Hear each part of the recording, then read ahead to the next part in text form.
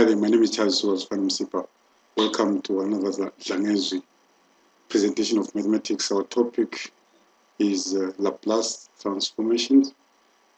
In this case, we focus on the Laplace transform of derivatives and give an example of how we can use this to solve differential equations with initial conditions.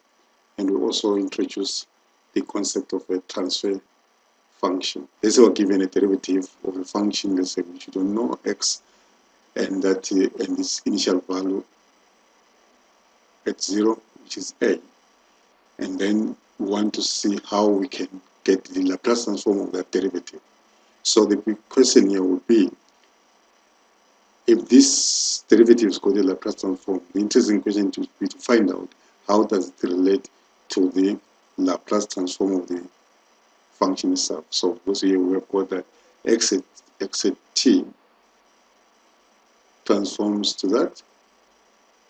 So we've got a Laplace transform pair there. We've got these two, like we've got xt and the x of s. We normally talk of this as a Laplace transform pair. So right here, Laplace transform pair, meaning each one represents the other in the other domain. In this case, this represented xt, this represented xt in the frequency domain, and xt represents this in the time domain. So now to do this, because this is important for solving differential equations, we need to understand this, then we can see how you can apply it to differential equations.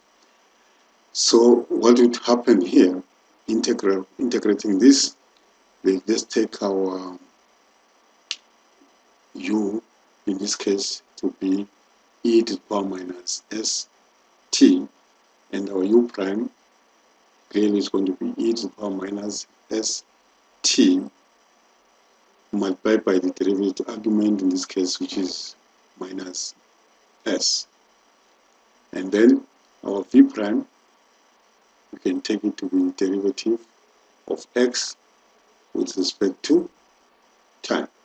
Then v will actually give us x by reversing differentiation by the process of integration.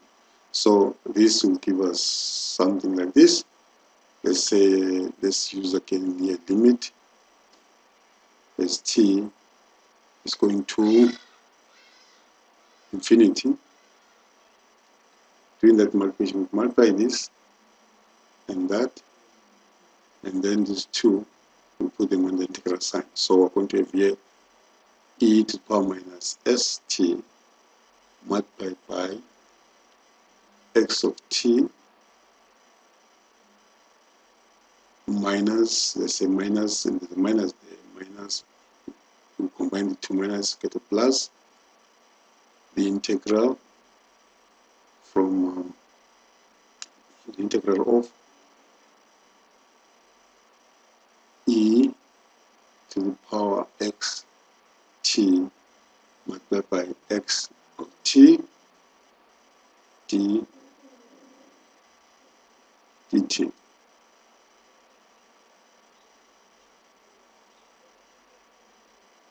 Now this will be evaluated from let's say 0 to t. Now evaluating this, what we're going to have is the following. We're going to have here e to the power minus st multiplied by x of capital letter T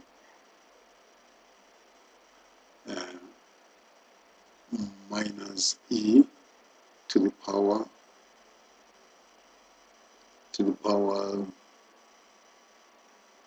0 multiplied by x at 0, and we've got our limit here as t is going to infinity. Sorry, here we must have a capital letter T, so we've got that t there. Then in this bracket here, we are only dealing with the first part here.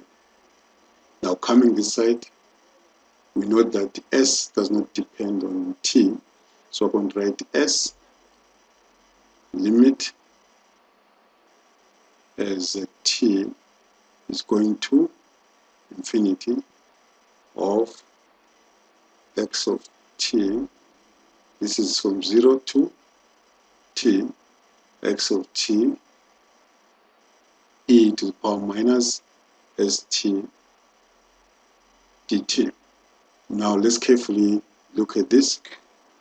Okay, I've reorganized what we've written here. We've got limit of e to the power minus st times x at capital letter T minus e to the power 0 multiplied by s x at 0 plus s, which does not depend on t, limit of this. But now if we look at this expression here, this is exactly the expression we had, which was defining our Laplace transform of a signal xt. But in this case here, it's multiplied by s. Now when you look at this bracket, analyze this bracket, you can see that this is exponential decay. It's going to go to 0, so this whole term is going to tend to 0. And here we're going to have 1 times the initial value at there. Then this is going to be equals to minus x at 0 plus that. Reorganizing this, you can write this as s multiplied by the Laplace transform of s minus the initial value at 0. So what we're saying is that this is the expression of the Laplace transform of the first derivative. Now, if we read it carefully, we can find it very easy to get the Laplace transform of the derivative of any order. What is happening here now, look, is what we have here is that we've got Laplace transform of the first derivative being the Laplace transform of the function which was differentiated multiplied by s minus the initial value of the function. If we had the second derivative, what would happen? We would say the Laplace transform of x second of t. This will transform following this kind of principle. We're saying here the Laplace transform of the derivative is the Laplace transform of the function that differentiated multiplied by s. Now, if we've got the second derivative, the function which was differentiated is actually the first derivative. So we'll say s multiplied by the Laplace transform of the function which was differentiated. In this case, it will be s multiplied by s of x minus the initial value minus the initial value. Here, the initial value was the initial value of the function which was differentiated. So when you get the second derivative, the function which was differentiated is actually x prime. So you must have x prime at 0. Then this will simplify to s squared when you remove the brackets here, multiplied by the Laplace transform of s minus s, the initial value of the function at 0 minus the derivative at 0. So applying this kind of way, we can actually get to any order of the derivatives. And in this case, we are in a position to use the Laplace transform to solve differential equations of first order, second order, third order. Now, what you can look at now is a following example of a differential equation to apply the Laplace transform of a derivative. Let's say we're given here dx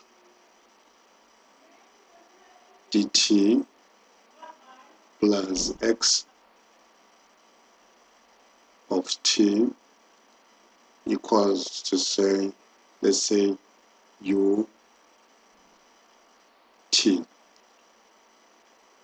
Now, if we're to actually the central idea of Laplace transform is to try to have an equation like this, a differential equation, which you could use our usual ways of solving differential equation to an equation in the frequency domain.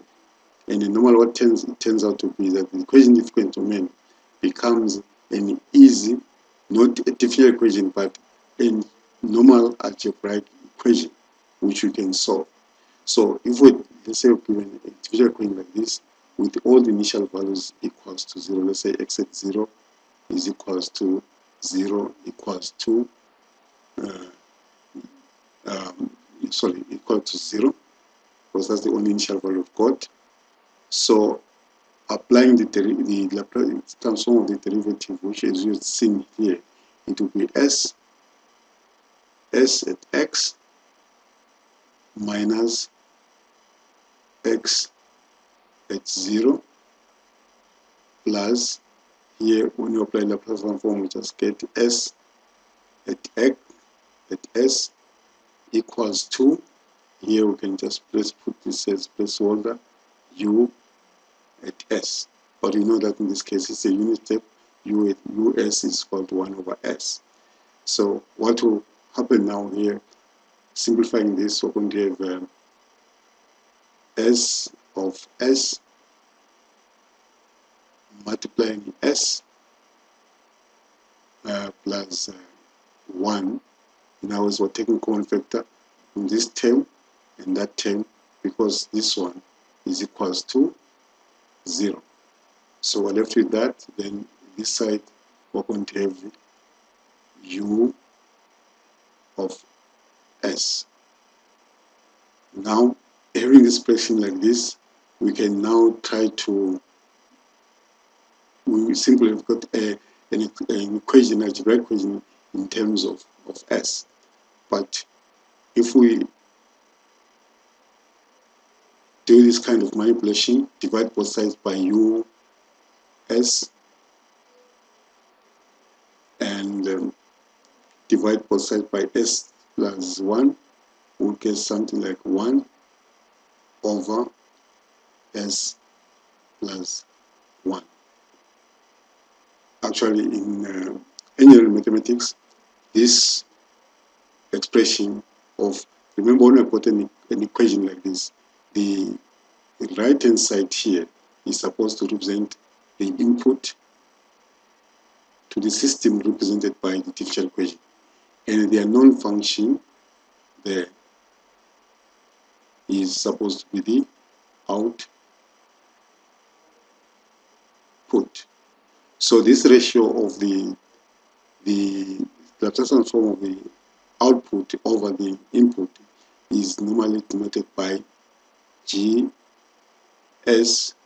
and this is called the transfer function. In systems analysis, the transfer function is actually the function which carries the characteristics of the system modeled by the given differential equation.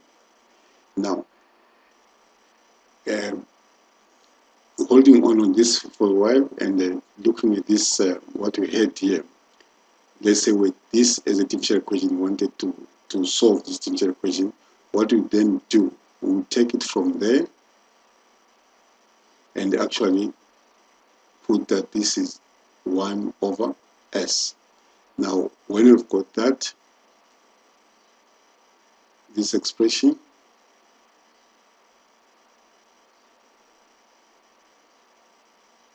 we can now continue here just working with the s of x equals to 1 over s plus 1 multiplied by s.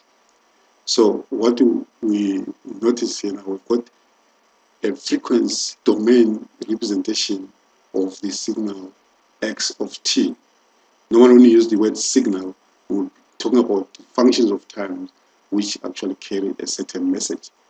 So what we can do to find this function x of t, we can resolve this thing into partial fractions, like have A over S plus 1 plus B over S. And we know how to compute the values of A and B. Those are constants. So what we know now, this Laplace transform like 1 over S is something you can, 1 over S is something you can get from the Laplace transform table. Similarly, this you can get from the Laplace transform table. So now X, the signal X of t, will be then equals to the inverse Laplace transform of A over S plus 1 plus B over S. I'm not really going to discuss here how we find A and B. I will leave that one for you to do. I just want to explain the process of doing this. And we know that the Laplace transform is linear, and this inverse also is linear. So what we're going to have here, we're going to have this as A inverse Laplace transform of 1 over S plus 1 plus B inverse Laplace transform of 1 over S. So what we're going to get here now is a signal X of t, which is going to be equals to, in this case here, if you check your tables, you're going to get a signal like this A. Let's say we've calculated the value of A, it will be e to the power minus t plus B, and this we already seen it is u t. Then up to that point, we've got the time signal, which is a solution to the differential equation which was given initially as follows. Otherwise, at this point, I think I've recapped all what is necessary for the example which I want to explain later. I would like to say thank you for listening. Let's meet in the next discussion.